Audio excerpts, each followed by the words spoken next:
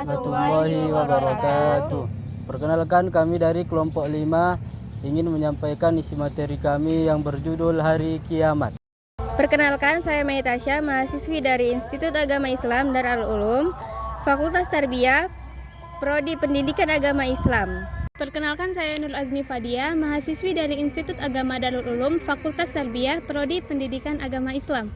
Perkenalkan, nama saya Nehanela, saya mahasiswi dari Institut Agama Islam Darul Ulum, Fakultas Tarbiyah, Prodi Pendidikan Agama Islam. Perkenalkan, nama saya Bulan Sari Silaen, saya mahasiswi dari Institut Agama Islam Darul Ulum, Fakultas Tarbiyah, Prodi Pendidikan Agama Islam.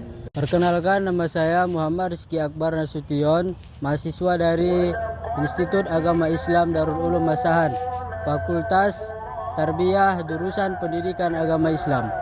Saya perwakilan dari kelompok 5. Kami akan menjelaskan tentang hari kiamat dan macam-macam hari kiamat serta dalilnya. Hari kiamat adalah salah satu rukun iman dalam Islam yang wajib diyakini oleh setiap muslim.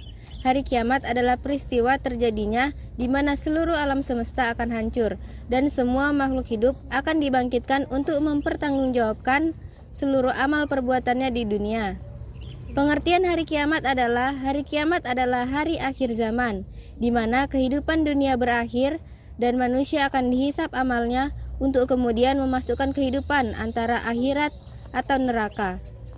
Di dalam Al-Quran, hari kiamat juga sering disebut dengan istilah lain seperti Yaumul Qiyamah atau hari kebangkitan, Yaumul Hisab atau hari perhitungan, Yaumul Fals atau hari pemisahan. Kiamat terbagi menjadi 2. Saya di sini akan menjelaskan tentang kiamat sugro. Kiamat sugro sering disebut juga sebagai kiamat kecil, yaitu peristiwa atau tanda-tanda kehancuran kecil yang terjadi sebelum datangnya kiamat kubro. Nah, adapun contoh kiamat sugro, yang pertama adalah kematian. Kematian seseorang adalah bentuk kiamat baginya, karena itu mengakhiri kehidupannya di dunia. Yang kedua, bencana alam seperti gempa bumi, banjir, gunung meletus, dan tsunami. Yang ketiga, wabah penyakit. Penyebaran wabah penyakit yang mematikan, yang menghilangkan banyak nyawa dalam waktu singkat. Yang keempat, kehancuran moral dan sosial. Meningkatnya kebodohan, kezoliman, perbuatan dosa, dan rusaknya tatanan masyarakat. Pengertian kiamat kubro. Kiamat kubro adalah kiamat besar. Kiamat kubro adalah hancurnya seluruh alam semesta dengan segala isinya yang dimulai dengan tiupan pertama sangkakala malaikat Israfil. Kiamat jenis ini juga disebut dengan penghentian besar. Adapun beberapa tanda-tanda kiamat kubro, yakni terbitnya matahari dari arah barat, lalu munculnya Ya'juj dan Ma'juj, lalu munculnya hewan yang melata, munculnya Isa bin Maryam, dan keluarnya Dajjal. Tanda-tanda hari kiamat dibagi menjadi 2, ada tanda kecil dan tanda besar. Tanda kecilnya yaitu munculnya banyak fitnah dan kebohongan, banyaknya pembunuhan, waktu terasa semakin singkat, hilangnya ilmu agama dan merebaknya kebodohan, banyaknya orang yang meninggalkan sholat dan larut dalam dosa, banyaknya perbuatan zina dan riba, dan terakhir anak-anak durhaka kepada orang tua. Nah, tanda besarnya yaitu munculnya Dajjal, pemimpin yang menyesatkan, turunnya Nabi Isa untuk membunuh Dajjal, munculnya Ya'juj dan Ma'juj, kaum perusak, matahari terbit dari barat, munculnya binatang besar yaitu dabbah yang berbicara kepada manusia, kabut tebal menutupi bumi, dan terakhir tertiup sangkakala yang pertama oleh malaikat Israfil yang menyebabkan kehancuran semesta. Baik, di sini saya akan menjelaskan dalil tentang kiamat sugro. Yang pertama, hadis dari Rasulullah SAW yang diriwayatkan dari Anas bin Malik radhiyallahu anhu.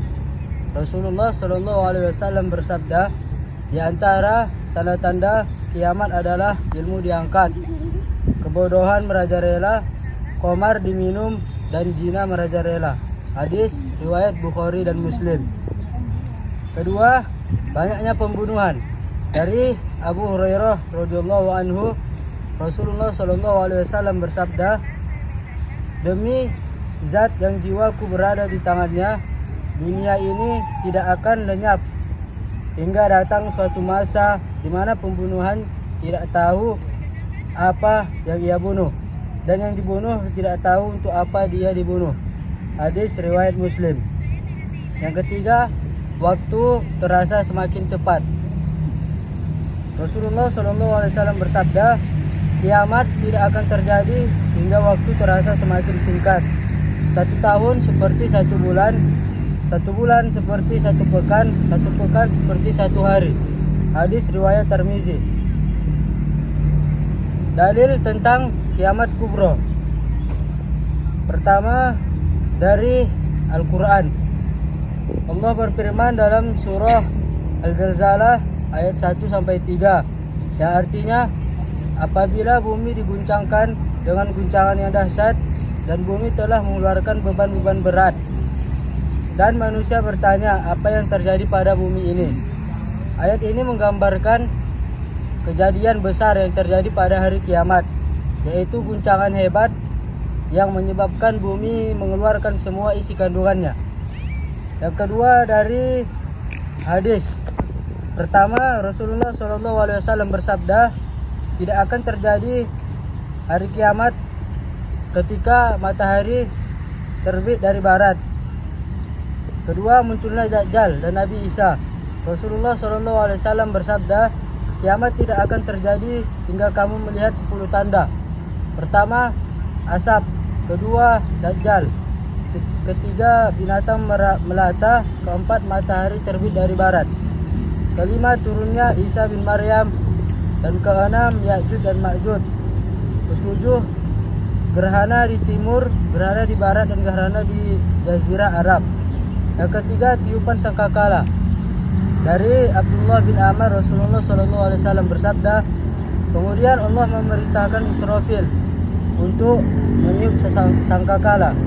Tidak seorang pun yang mendengar kecuali ia akan menoleh dan mendongakkan lehernya. Tiupan pertama itu menghancurkan semua makhluk. Hadis riwayat Abu Daud.